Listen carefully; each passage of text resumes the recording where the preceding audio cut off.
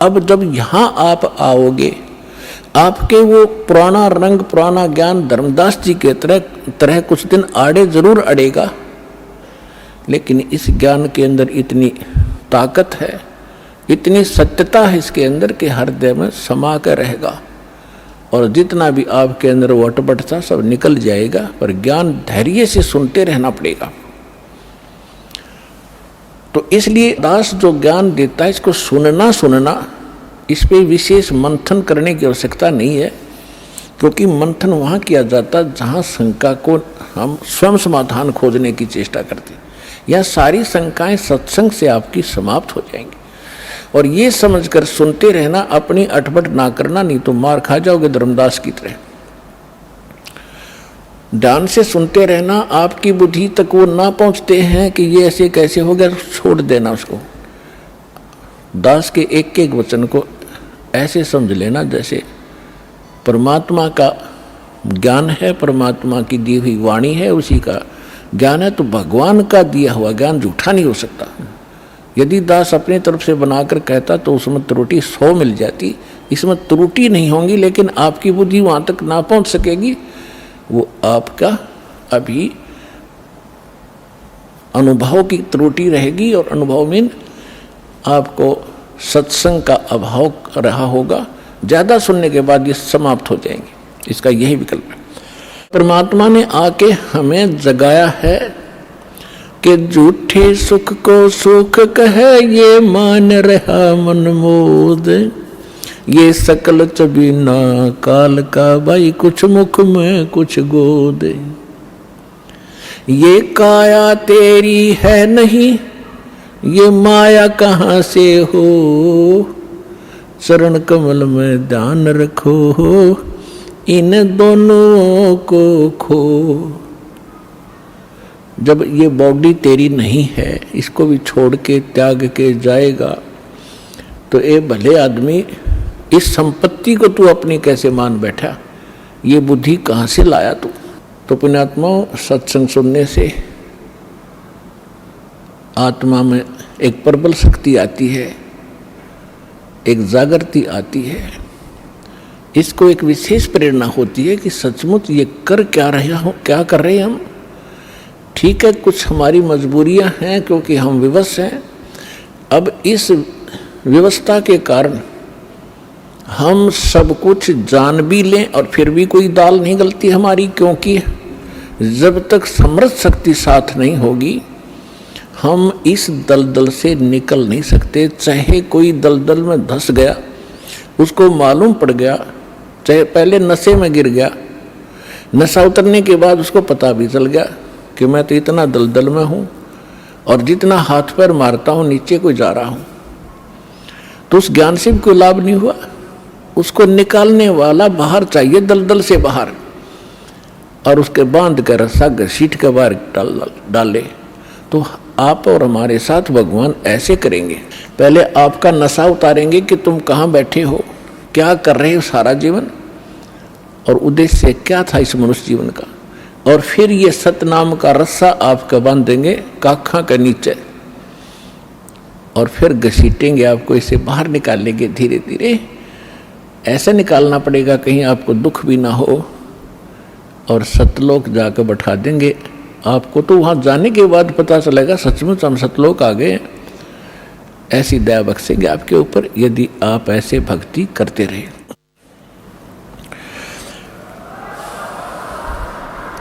और उससे पहले जब तक आपका संस्कार यहाँ कोई बेटे के साथ है, बेटी के साथ है, पिता माता के साथ है, भाई बहन के साथ है, कोई रिलेटिव से संबंधित है, तो उन आपके जो ऋण है एक दूसरे का, उसको भी परमात्मा आपका साफ करवाएंगे। इसी जन्म में ऐसे तरीके से आपको यहाँ से ऋण मुक्त कराएंगे, आपके संस्कार खत्म किए जाएंगे, ताकि आपका फिर पुनर्जन्म यहाँ ना हो। तो उसके लिए मर्यादाएं बताई हैं। इन मर्यादाओं का आप जी पालन कीजिए और अपने संस्कार घटाइए। हम आज तक अपने संस्कार बढ़ा ही रहे हैं।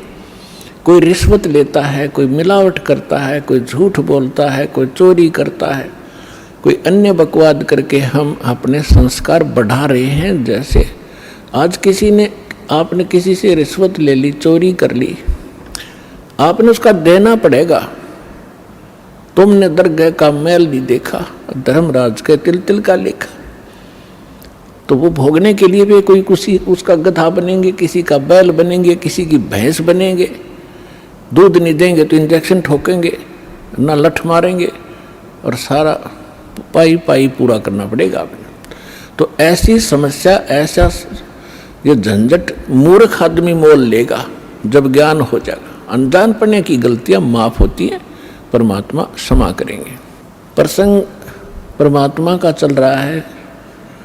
आज सुबह के सत्संग में भी आप जी को यही ज्ञान सुनाया गया था कि परमात्मा, सबसे पहले हमने भगवान को पहचानना पड़ेगा, और भगवान के पहचानने के लिए हमने कुछ आधार बनाना पड़ेगा। आधार दो दास ने बताए हैं कि एक तो थ्योरी, एक प्रैक्टिकल। अपना प्रैक्टिकल ना हो तो किसी और ने कर रखा हो और हमने भी वैसे ही करना है, तो जो उसका रिजल्ट थ्योरी से मिल रहा है तो आपका भी मिलेगा, आप ऐसे करोगे। तो जो हमारा जो सिलेबस है, जो हमारा थ्योरी है, वो हमारे सद्ग्रंथ हैं सभी पवित्र धर्मों की। पवित्र चारों वेद, पवित्र श्रीमद् भगवद गीता, पवित्र 18 पुराण, पवित्र श्री गुरु ग्रंथ साहिब, पवित्र कुरान शरीफ, पवित्र बाइबल। पवित्र बाइबल जो है 3 पुस्तकों का संग्रह है, जबूर, इंजिल, तौरात, चौथी कुरान इनसे अलग है। तो ये पवित्र जो सद्ग्रंथ हैं, ये हमारा आधार है भगवान को पहचानने और जानने का। तो इसी के आधार से, और जो इससे हटकर जो विशेष ज्ञान है, जो स्वयं परमात्मा के द्वारा दिया गया है, प्रभु दत्त है, वो है सच्चिदानंद घनब्रह्म की वाणी, यानी कबीर वाणी। कबीर शब्दावली, कबीर सागर, कबीर बीजक, कबीर दोहावली, कबीर शब्दावली, और उसके साथ साथ उन महापुरुषों के एफिडेविट रूप अमरवाणी, जिनको परमात्मा मिले, जिन्होंने अपना प्रैक्टिकल उसमें लिखा है, अनुभव लिखा है। आदरणीय धर्मदास साहिब जी, आदरणीय मुलुकदास साहिब जी, आदरणीय नानक साहिब जी, आदरणीय दादू साहिब जी, आदरणीय गरीबदास साहिब जी, गांव छुरानी जिला जज्जर हरियाणा वाले, आदरणीय गीसा दास साहिब जी, गांव खेखड़ा जिला बागपत उत्तर प्रदेश वाले। इन महापुरुषों के अमर ग्रंथ हमारे पास विद्यमान हैं। इनकी अमर वाणी जो एफिडेविट रूप में है कि हमने भगवान देखा, भगवान ऐसा है, उसका ये नाम है, और वो यहाँ भी आता है और सतलोक में भी वही कंट्रोल करता है।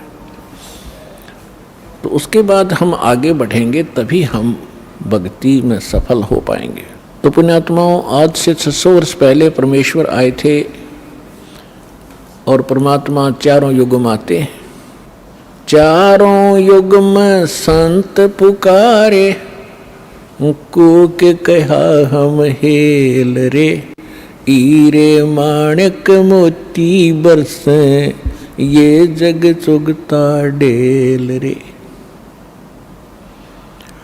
चारों युग में परमात्मा कहते हैं मैं आया, और जैसा कि वेदों में विधान आपको बताया कि परमात्मा सतलोक में रहता है, वहाँ से गति करके आता है, शरीर आता है, और यहाँ अच्छी आत्माओं को मिलता है, उनको तत्व ज्ञान से परिचित कराता है। कवि की तरह आचरण करता हुआ परमात्मा घूमता रहता है, अपने यथार्थ ज्ञान को लोकोक्तियों के माध्यम से, दोहावलियों के माध्यम से, साखियों के माध्यम से, चौपाइयों के माध्यम से वर्णन करता है, जिस कारण से वो एक प्रसिद्ध कवि भी कहलाते हैं।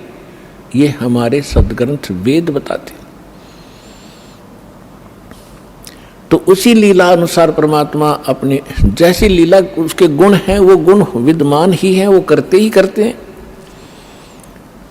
तो बर्फ जो होती है, आइस, ये चाहे सर्दी में कहीं रखी हो, चाहे गर्मी में उसका स्वभाव वैसा ही होगा, उसके गुण हैं, ऐसे परमात्मा के गुण हैं और वो वेदों में अंकित है। उसी के आधार से दास आपको बता रहा है। इसी आधार से परमात्मा खुद भी बता रहे हैं, चारों युग में संत पुकारे कूक कहो हम ढेल रे, हीरे माणिक मोती बरसे ये जग चुगता ढेल रे। सतयुग में सत सुकृत कह टेरा, त्रेता नाम मुनींदर मेरा, द्वापर में करुणा में कहाया, कलयुग नाम कबीर दराया। मात पिता मेरे कछु नाही, ना मेरे घर दासी, जुल्हे का सुत आने कहाया, ये जगत करे मेरी हासी। परमपिता परमात्मा ने बताया है कि मैं चारों युगों में आता हूँ, अपना यथार्थ ज्ञान करवाता हूँ। लेकिन जिस समय आप यहाँ सतलोक से बिछुड़कर मेरे से आए, उसी दिन से आप बहुत दुखी होने लगे और काल भगवान ने आपके ऊपर त्रिगुणमयी माया का इतना प्रभाव कर दिया, आप भूल गए अपने मूल स्थान को। आप इसी रंग में रंग गए, इसी प्रोसेस को, जन्म और मृत्यु को, गधे कुत्ते बनने को आपने अंतिम मान लिया, क्योंकि आपके पास कोई विकल्प नहीं रहा, आपके पास कोई दूसरा ज्ञान नहीं था। ये अज्ञान आपके हृदय में ठोक ठोक कर भरवा दिया काल भगवान ने। अपने आत्माओं, अब 3 युगों के अंदर जीव पार कम होते हैं और चौथा युग जो कलयुग आता है, और उस कलयुग का भी ये प्राइम टाइम है। इसको बिचली पीढ़ी कहा है परमेश्वर ने। परमात्मा ने कलयुग को 3 चरणों में बांटा है। प्रथम चरण वो है जो परमेश्वर स्वयं आए थे, और ये बिचली पीढ़ी है, इसको दूसरा चरण है। और अंतिम जो लास्ट चरण है कलयुग का, तो इन तीनों को बांटा है परमात्मा ने, क्योंकि प्रथम चरण के अंदर ये जीव घने दुखी नहीं होते। पहले वाले युगों से की तुलना में तो दुखी होते हैं, लेकिन इतने नहीं होते, इतनी जलालत नहीं भरती जितनी अब भरगी हमारे अंदर। इसका कारण क्या है ये बताएंगे आपको। अब परमात्मा ने, जब हम यहाँ आ गए, हम मरने लगे, जब हमें बहुत दुख हुआ। क्यों मर रहे हैं? एक व्यक्ति के बारे में बताते हैं, एक राजा बना और लाख वर्ष तक जीवित रहा, लाख वर्ष तक राजा ही रहा, और मरने लगा। जब उससे यमदूत लेने आए तो उसने कहा, मुझे एक सांस और दे दो।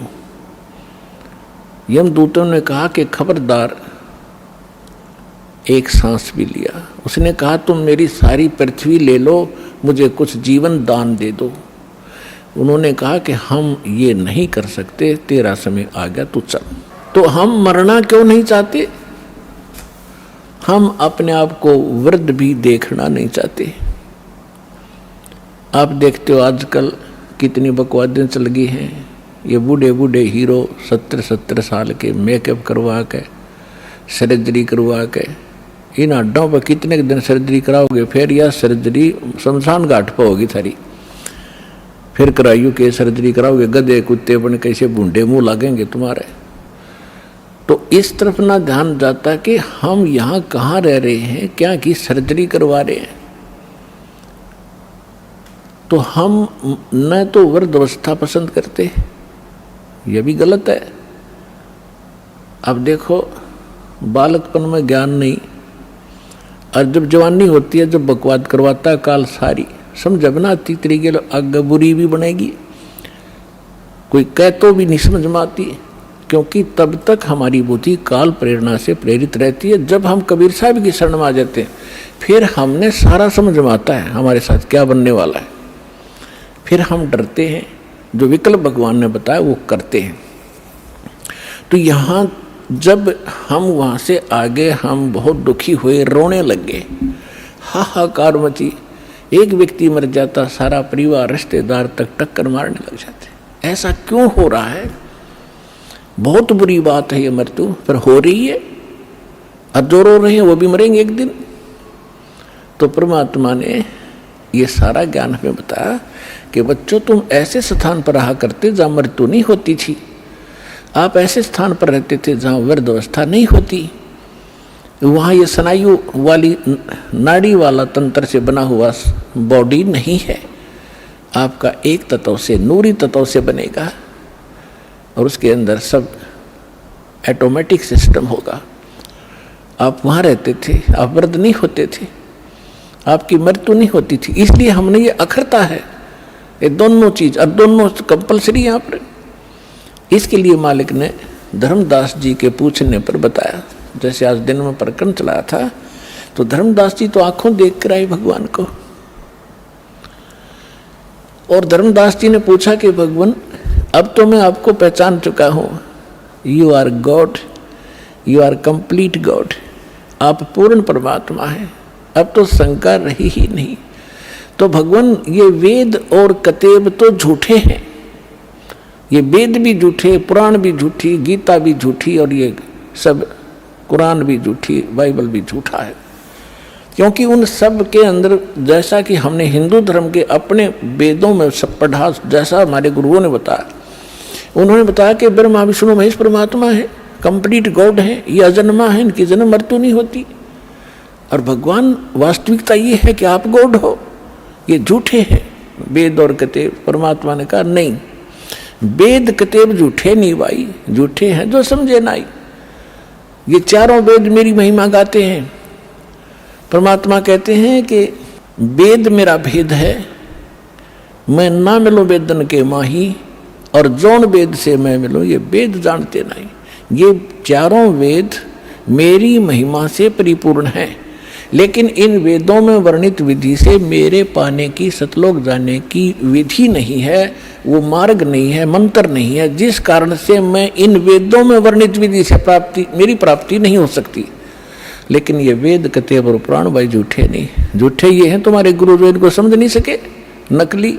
धर्मदास जी ने पूछा, प्रभु हम इतने नीच, ऐसे सुख में सथल को, सुख सागर को छोड़कर, हम अमृत सरोवर को छोड़कर हम एक तालाब में आगे कीचड़ वाले में दाता, और ये भी सीजनल, कभी भी समाप्त हो सकता है इसका जल, यानी 21 ब्रह्मांड नाश में आएंगे। हे दाता, फिर आपने हम पर कैसे दया करी, आपने कैसे दया करी हम नीच प्राणियों पर दाता, आप कैसे आए, किस लिए, क्या कारण हुआ आपने यहाँ हमें फिर भी आने का। परमात्मा ने कहा, भाई आप मेरी आत्मा हो, चींटी से लेकर हाथी तक। आज जितने भी काल ने आपको बांट दिया, हिंदू मुस्लिम सिख ईसाई ना जाने कितने धर्म बना दिए, और नाना प्रकार की पंथ बना दिए, एक दूसरे के दुश्मन बना दिए, जीव को जीव खा रहा, पशुओं को मनुष्य खा रहे हैं। तो ये सभी मेरी आत्माएं हैं। अपने का दुख अपने को होता है, जिसको तुम भगवान मान बैठे, भगवान नहीं है, ये स्वयं काल है, खुद कहता मैं काल। और आपको दिखता है कितनी सुविधाएं दे रखी हैं, अच्छी बढ़िया काजू किस्मत सेब संतरे खाने को है, कनक है, चावल बासमती है, शुगर बना ली, सारा बढ़िया काम कर रखा है, बढ़िया हवा चलती है। तो ऐसे लगता है जैसे बड़ा दयालु है परमात्मा, जिसने हमारी इतनी केयर टेक की हुई है। और जब ये मारता, जब कहाँ जाती है इसकी दयालुता। परमेश्वर ने कहा, तुम कसाई के लोक में रह रहे हो, ये कसाई है। परमात्मा ने इसको काल कसाई कहा है। काल कसाई हसत है, सर्व लोक को खाए, और अंकुश निर्गुण नाम का सतगुरु दर पकड़ा जाए। जैसे कसाई बकरे पालता है, उनको सब सुविधाएं देता है, उसके लिए शेड भी बनाता है, छाया के लिए, गर्मी सर्दी से बचाने के लिए बाड़ा लगाता है, कोई हिंसक पशु ना खा जाए, उसमें तालाब भी बनाता है, चरागाह भी बनाता है, पाली भी छोड़ देता है, उनको संभालने के लिए नौकर।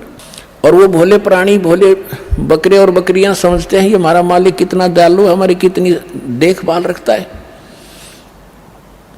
और जब वो आता है उनके समूह में, तो वो उससे प्यार करते हैं, ऊपर को पैर उठा कर सीने से लगाना चाहते हैं, पर वो बोले पशु कि ये हमारा नेक मालिक है, और वो ऐसे हाथ लगाता उसको चाटते हैं जीव वैसे अपने मालिक समझ गए।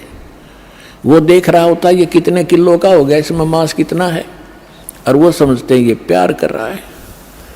तो परमात्मा कहते हैं काल और उसके जितने अवतार, 3 लोक परमात्मा कहते हैं कि ब्रह्मा विष्णु और इनके अवतारा, इन्हीं को तुम पूज पूज कर अंधे हो रहे हो।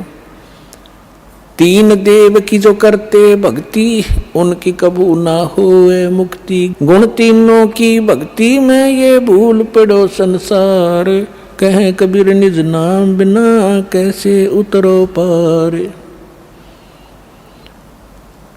तो परमात्मा ने बताया कि तुम जिसको अपना मानते तुम्हारा दुश्मन है, ये तुम्हें खा रहा है, इसको श्राप लगा हुआ 1 लाख मानव शरीरधारी प्राणियों के नित आहार करने का, और 1.25 लाख नित उत्पन्न करने का। अपने आत्माओं देखो, आप विद्यार्थी हो, ये दास स्पिरिचुअल टीचर है। अभी तक आपने कितने अज्ञान को ग्रहण कर रखा था, अब आपके समझ में आवेगी। और उसमें आपको नो ऑब्जेक्शन था, चाहे किसी ने कुछ भी बता दिया आपने स्वीकार किया, क्योंकि आप उनको टीचर मान कर गए थे। और विद्यार्थी को जो टीचर बताता है तो उसके लिए तो फाइनल होता है। तो इसी प्रकार अब जब यहाँ आप आओगे, आपके वो पुराना रंग पुराना ज्ञान धर्मदास जी के तरह कुछ दिन आड़े जरूर अड़ेगा, लेकिन इस ज्ञान के अंदर इतनी ताकत है, इतनी सत्यता है इसके अंदर कि हृदय में समा कर रहेगा, और जितना भी आपके अंदर वो अटपट था सब निकल जाएगा। पर ज्ञान धैर्य से सुनते रहना पड़ेगा। तो इसलिए दास जो ज्ञान देता है इसको सुनना, इस पे विशेष मंथन करने की आवश्यकता नहीं है, क्योंकि मंथन वहाँ किया जाता जहाँ शंका को हम स्वयं समाधान खोजने की चेष्टा करते हैं। यह सारी शंकाएं सत्संग से आपकी समाप्त हो जाएंगी। और ये समझकर सुनते रहना, अपनी अटपट ना करना, नहीं तो मार खा जाओगे धर्मदास की तरह। ध्यान से सुनते रहना, आपकी बुद्धि तक वो ना पहुँचते हैं कि ये ऐसे कैसे हो गया, छोड़ देना उसको। दास के एक एक वचन को ऐसे समझ लेना जैसे परमात्मा का ज्ञान है, परमात्मा की दी हुई वाणी है, उसी का ज्ञान है। तो भगवान का दिया हुआ ज्ञान झूठा नहीं हो सकता। यदि दास अपनी तरफ से बनाकर कहता तो उसमें त्रुटि 100 मिल जाती, इसमें त्रुटि नहीं होंगी, लेकिन आपकी बुद्धि वहाँ तक ना पहुँच सकेगी। वो आपका अभी अनुभव की त्रुटि रहेगी, और अनुभव में आपको सत्संग का अभाव रहा होगा। ज़्यादा सुनने के बाद ये समाप्त हो जाएंगे, इसका यही विकल्प है।